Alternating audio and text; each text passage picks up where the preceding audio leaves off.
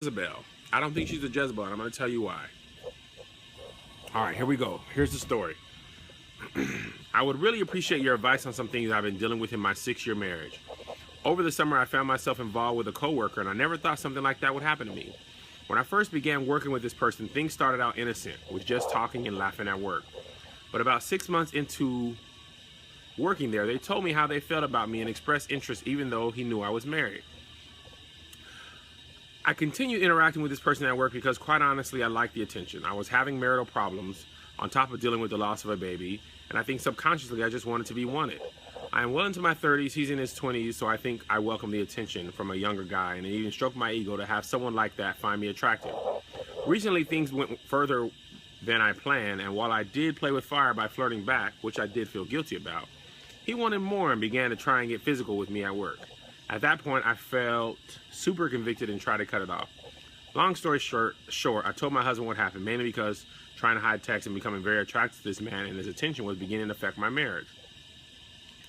After all, I spent 8 hours a day with this man, and the time I did have with my husband was already strained. So once my husband found out, he was livid. He threatened divorce and didn't speak to me for weeks. I did quit my job immediately after. I told my husband we're in the process of seeing a therapist, but only had one visit so far. My problem is that although I know I was wrong, I didn't expect this severe of a reaction from him because I never kissed or slept with my coworker.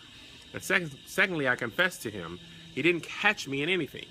Am I being sensitive to think that his reaction was disproportionate to what I did? What is the best way for us to heal? Okay, here's the first thing. I talked about this before. I don't think everyone who cheats starts out with malice in their heart by saying, look, this is a woman writing this, by the way. I don't know if that's obvious. I don't think people start off with malice in their heart. They're not necessarily like, yo, I'm about to just go cheat because I don't like this man. My husband cheated me wrong. I'm about to just go get my back blown out, and I'm going to do it because my husband ain't cheating it right. Treating me right. I'm just about to go out here and give it all up. I don't think people do that. People are more likely. I mean, people do that. Don't get me wrong. But I think the average person slips. We assume that people just walk headfirst into cheating and everything. But I think most people just slip and slip and slip and slip and slip until they realize, oh my gosh, how did I get here? So the first thing I want to talk about is I never thought nothing would happen to me. No, I don't think you slip into some coochie. That's not what I mean. I mean you have a boundary, and then you push that boundary back, and you're like, oh, this is cool. I can handle this. And then this, I can handle this. Oh, I can handle this. I can handle this. Brawls off. I'm just going to touch him. I'm not going to kiss him. I'm just going to kiss him. I'm not going to lick him. I'm just going to lick him. Ah, I fell in. That's what I think happens more often when people want to be right. Now, of course, you got people out there who just want to be harlots and lady walkers of the night and men walkers of the night. But the average person who really wants to be in their marriage and right is probably more like this person. So, the first thing that I want to talk about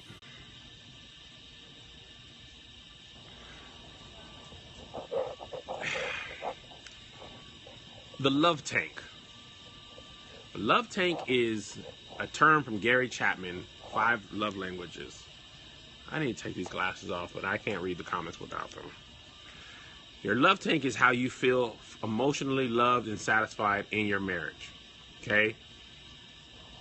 Now, if your love tank is not full, if your spouse is not filling your love tank, then you're susceptible to falling like this. Because if you're not feeling emotionally loved and taken care of, then when somebody compliments you at work, somebody else is filling your love tank now.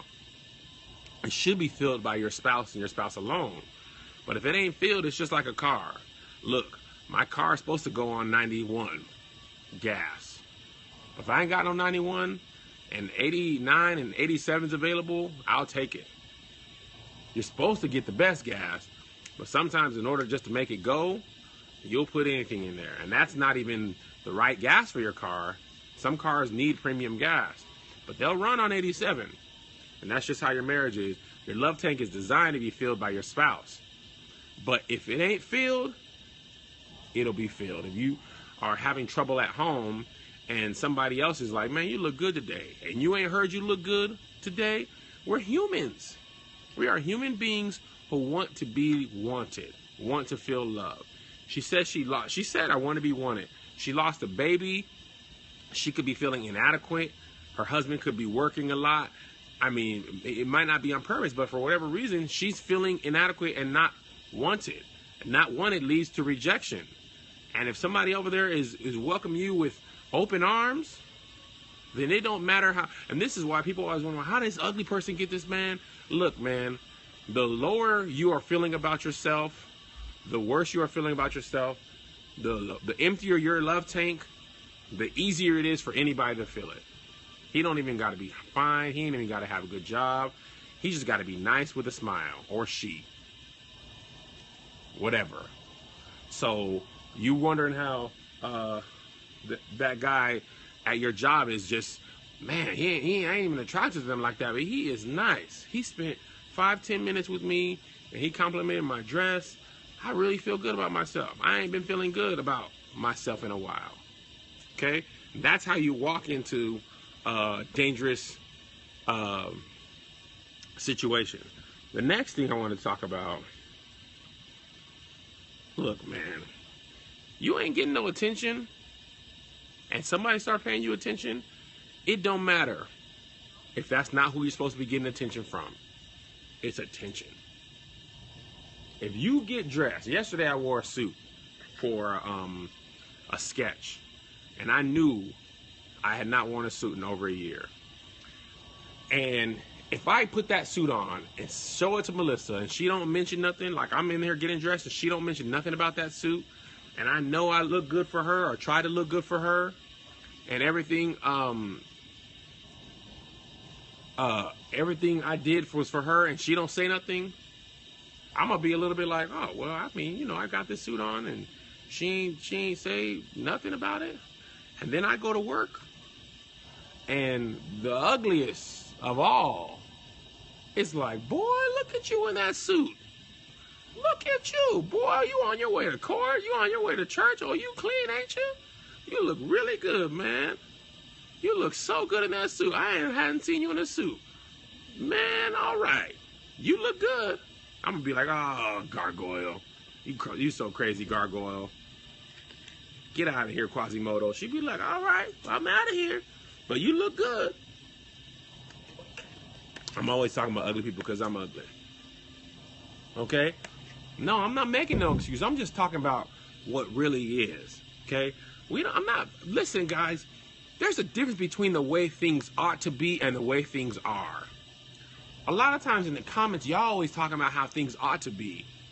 But we dealing with the way things are in real life. Well, we always be, well, the Bible says, well, if you're a Christian, well, you is this, you is that. Yeah. And that's how we ought to be, and we should be doing X, Y, and Z. But do we do that? No. The Bible says all have fallen short of the glory of God. Let's talk about where we are. Let's not talk about where we should be and talk about some fake thing and help people where we should be at. And let's just talk about where people be at. We can't get no help if we always pretending to be better than we really are. Let's talk about how it ain't right, but it happens. And that's how this happens. Okay? So mind you, now Quasimodo just did that to me one day. One day. It ain't gonna have no effect. Now imagine if I start wearing suits all the time, and Melissa don't never say nothing, and Quasimodo is always saying, hey, Kev, hey, you got another suit on, look at you. Oh yeah, you look good. All right, I'm just gonna go on about my day. You look good. I'll be like, Quasi, get out of here, Quasi. I'm out of here. Next thing you know, 2 months go by. And I'm still wearing these suits, and Melissa still ain't saying nothing. Now, I'm going to be going to work looking for old Quasi to say hey to me. I'm coming to work. Y'all seen Quasi? Oh, she over there. She's over there eating bricks. Hey, Quasi, look at my suit. Ooh, Kev, let me stop eating these bricks. You looking good. Looking good over there today, Kev. Man, you done took me away from my lunch of bricks. You all right. You looking good. Next thing you know, you excited to see Quasi at work. Now, let's backtrack. Imagine that Quasimodo ain't Quasimodo. Imagine that person at your job is Boris Cujo or Nicole Ari Parker. Imagine if they're looking good every day and they're complimenting you and they're suave. Boy, you look good in that suit. Morris Chestnut, Michael Ealy, or Michael B. Jordan. Whoever y'all are lusting after these days. Imagine it's that person that looks good at your job. They ain't even got this. Let me tell you, the time for that to break into your marriage is going to be a lot shorter than Quasimodo. Let me tell y'all that. I'm just throwing names out. I don't know who y'all are attracted to. I'm attracted to Melissa only. Only. Oh, there goes some hard eyes, Boris Gojo, and some rouge on your lips. Okay? Idris Elba. He be talking with that English accent. Y'all be going crazy. Hello, mate. I'm Idris Elba. I used to be in The Wire, but now, look, I'm not good at accents. Okay? Okay, so that's the first thing. Wanting to be wanted, empty love tanks. The next thing I wanted to touch on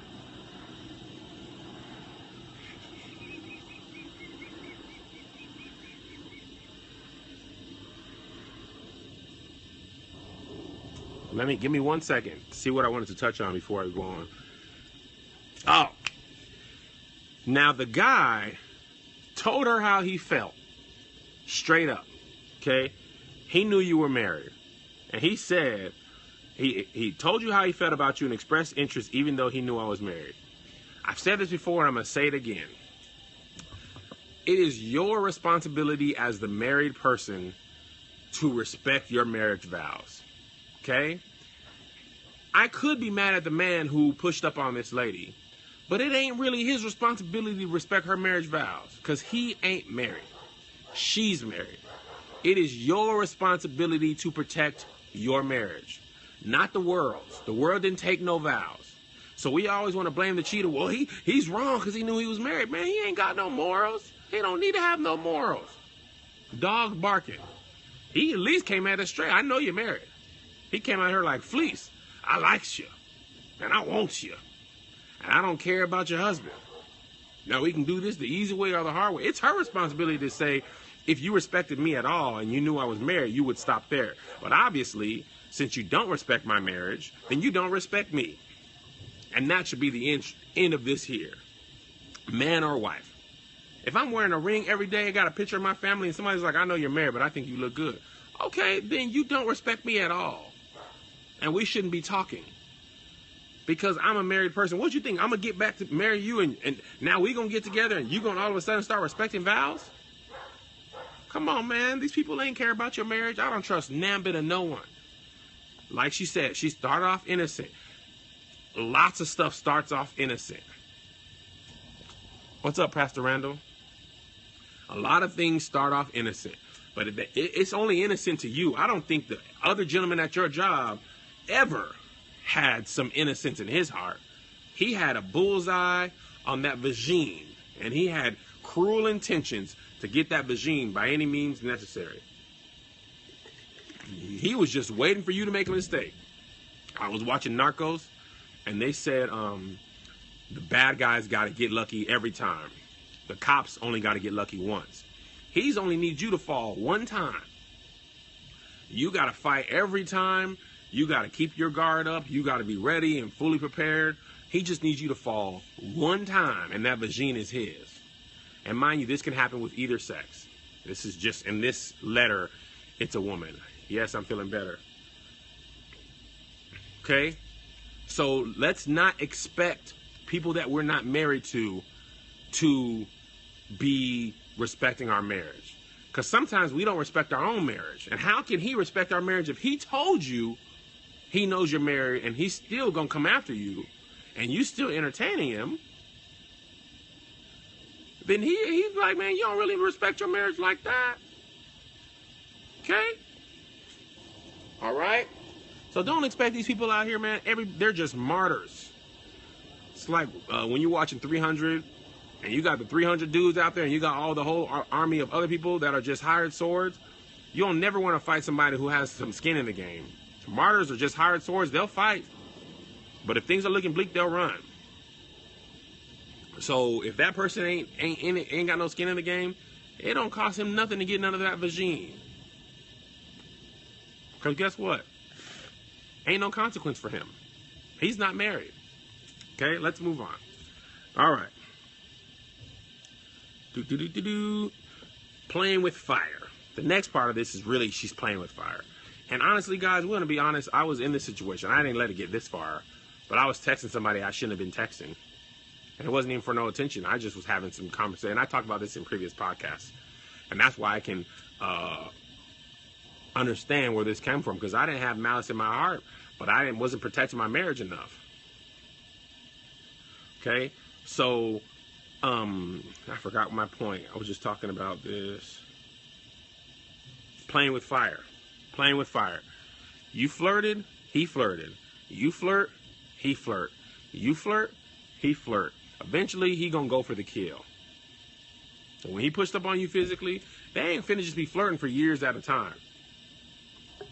Not finna just be flirting forever. Ain't no flirting, bitch. Eventually, he gonna make a move or you gonna make a move. Okay? Because these people ain't out here playing no games. I don't know if you can't know they're flirting. I think inside you know.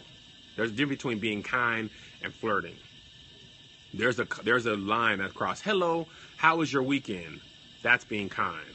Hey, I was thinking about you last night. That's flirting. Hey, I brought this in for you. That's flirting. Hey, I'm texting you middle of the night. That's flirting. Hey, I'm texting you at home. It ain't about work. Come on. Hey, man, can you help me with this TPS report in the open? All right. Hey, you mind staying after work with me? Because I just want to talk to you about some stuff. That's dangerous. Why we got to be talking about stuff when ain't nobody else around? Why other people can't be around? If they ain't talking about work, or if they ain't talking to you about work when you ain't at work, what you need to be knowing what I'm doing now. What you up to? This is about work? Fam? What you mean? What you mean?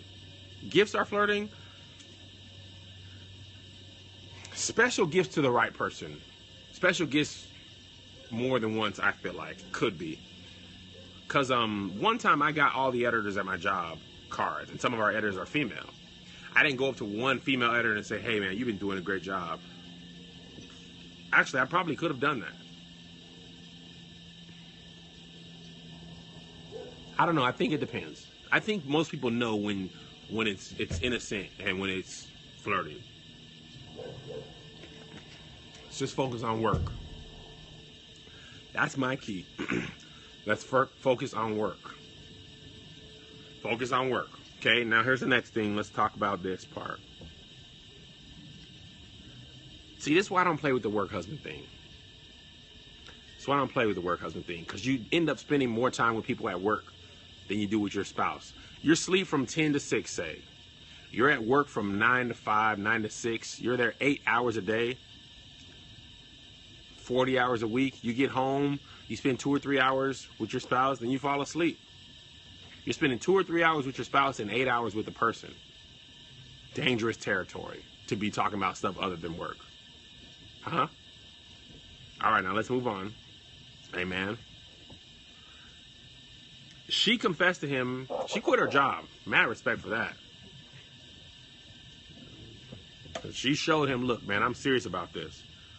But she's surprised that he reacted this way. Am I being insensitive to think that his reaction is disproportionate to what I did? I think so. The fact that, here's how I would, and I'm super jealous. I'm super jealous. Like way more jealous than most people. That's why I got to tell y'all about Carlos at the appointed time, maybe tomorrow morning. Here's why I would be mad. If this was my wife and this happened to her, the fact that this man thinks it's okay to make a move on you lets me know that he has way too much comfort level with you. There's no way nobody at your job should just feel like they could kiss you and like that you would be okay with that. They should feel like they should get fired, that they're on some borderline sexual assault. Because if they feel like I could make a kiss approach, then they are too comfortable with you. That's why I would be mad. Be like, if somebody at my job tried to kiss me, I would be like, what the heck are you doing? What have I ever done that ever gave you the impression? There's no way no female at my job should be like, ugh. There's no way. It should be some sexual harassment, assault type stuff. There's no way she should feel comfortable enough that I could even attempt that. The fact that the man felt comfortable enough to even attempt that lets me know that he's too comfortable with you. I don't think her husband overreacted. Because what if she, how can a man or woman, in this situation it's a man, feel comfortable to make a move on you? There's got to be something, unless you all got both drunk at the company party and he just was drunk and was like, ah, which even then. But if he was sober, like, I'm about to try and kiss you, and then surprised when you push back, ain't no way. I don't think her husband overreacted.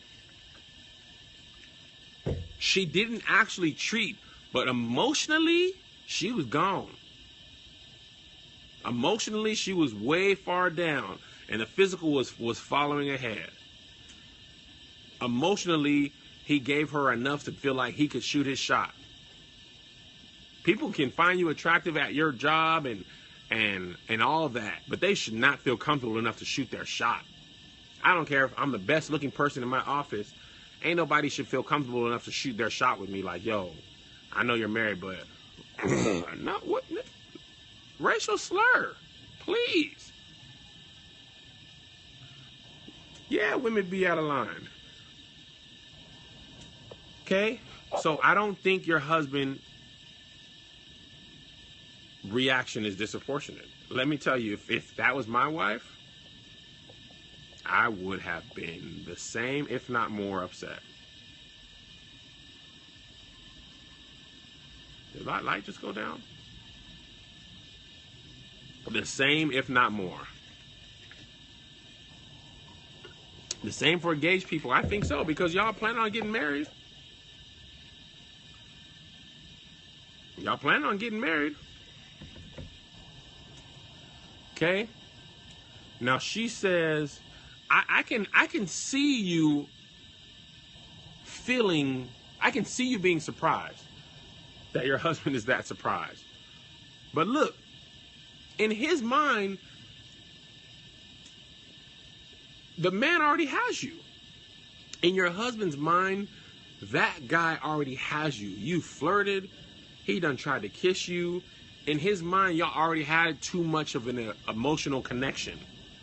And the only thing left was sex. See, a lot of times, men, it's just only about sex. Women, it's usually about emotions that lead to sex. So if he feels like sex is just the cherry on top, like he feels there's enough emotion involved that he thought he could get some sex, I would be like, yeah, I'd be upset too. In some sick, twisted way, a man can just be like, I just had sex with her. I don't even know her middle name. I just wanted to smash. And have no emotional connection. Women very rarely, and I say rarely, not ever, women very rarely just have meaningless sex that's purely physical and there's no emotional connection. So of course he didn't have to tell you, but he probably feels like this was going to happen anyway. Okay?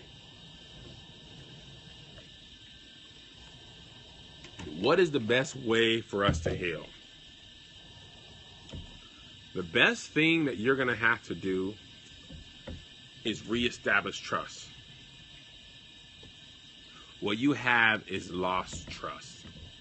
You have the fact that your husband no longer thinks you're at work just working. And you may have quit your job, but if you go work pretty much anywhere else with another man, he's going to be like, man, there's going to be somebody else she going to be talking to. You basically going to have to sacrifice time, consistency, prayer to earn the trust back. What you've lost is trust. That's the thing. That's the reason affairs are so damaging to marriage, is because trust is hard to regain. I think quitting your job, while it may seem extreme to others, I can see myself, if I was doing that, I'd be like, man, I'll quit this job. I don't need this job. I need you. And I don't want you to lose hope. Going to counseling is good. And building up your husband's trust again is also good. It takes time, though. Trust can be given in a second, but take years to regain. Once it's lost, man, because in his mind, you're going to be at work, and if you say you're just in a serious meeting and you can't answer your phone, he going to be like, oh, she probably over there talking to that man. She probably in the bathroom licking on his earlobes. You know how she likes earlobes.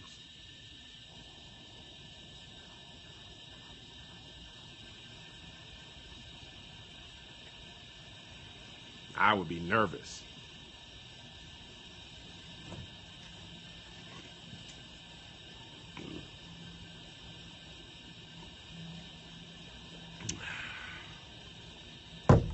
That's about all I have on the subject. Is there a comment or a question? I saw a comment that said, what do you think about Christian counseling versus real counseling? I would say this. Go to a counselor who is trained to counsel. A lot of times we go to church and go to our pastor and assume our pastor is skilled at everything. He got to be a marriage counselor.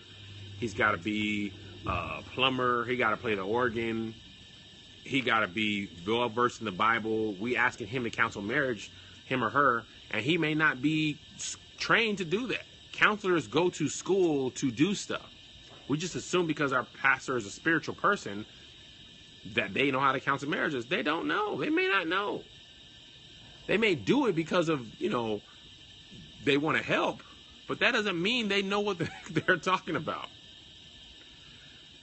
If you're a Christian and you're going on basic Bible principles, then go to a mental health professional. No. If you want to make sure you go to a Christian, then go to a Christian who is trained as a counselor. Make sure they are trained to counsel. If they believe in God and they can add that layer on, that's impeccable. That's great. But if they are just a Christian and they're not a trained counselor, then that may not be able to counsel you. We shouldn't expect them to be. We asking our pastor to help us with depression and bipolar. He ain't no mental health professional. What are your thoughts for people who say God told them who their spouse is? I hope he told both people. Because people be lying on God. People be trying to get God to co-sign stuff they just feel. God told me in a dream you were my wife. God didn't tell me nothing like that. He didn't text me. He got my number too. He didn't tell me nothing like that. He didn't text me nothing. He didn't email me. He didn't BlackBerry message me. iMessage. He didn't DM me. He didn't tell me nothing. Well, he told me, well, he ain't tell me. We just assume God said it. Y'all got to trust but verify. You seek God for yourself. God, why you tell them that for? Why you tell Quasi that? God told me you was my wife in a dream. Nah, you was awake. You was daydreaming. That was a nightmare. That wasn't God. God didn't tell me nothing like that. God should tell both of us. Until I got some confirmation, I'm not finna go down that path. Amen? Amen, lights. Quasi's just trying to get a cosign from the big G. God told me you was my wife. He did what? Let me check my phone. God, did you? He didn't tell me that. Nope. Why you always lying? Why you always lying? Oh my God. God said you're lying.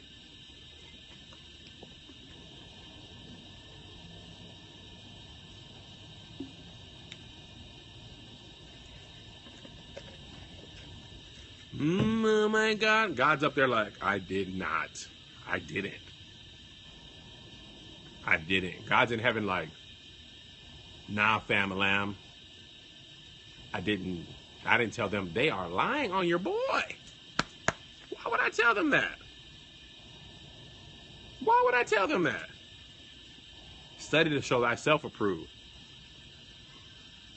Whew. Is there a comment or a question? I'm running out of energy.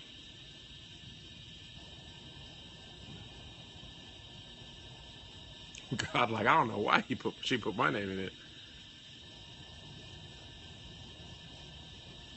Do I know anyone who made it? Made it where? It was indigestion.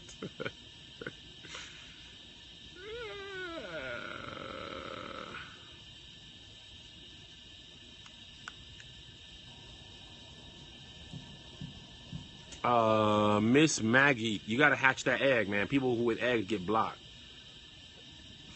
I honestly don't think God tells people who to marry. I'm feeling better, not 100%. I was reading this book, Purpose of Life, and Rick Warren was saying that. Tell my wife that. She got mad because she said I was saying she was my soulmate. Rick Warren was saying that you marry who's in your social. So you know, I'm not being mean, Miss Maggie 10. I'm just saying, trolls usually don't have profile pictures, so you got to make sure your profile picture is there. Ooh, should spouses have opposite sex friends? Here's what I'll say. I personally don't have any female friends that my wife is not also a friend with. That's also because we've been married for 11 years and been together since we were both 16.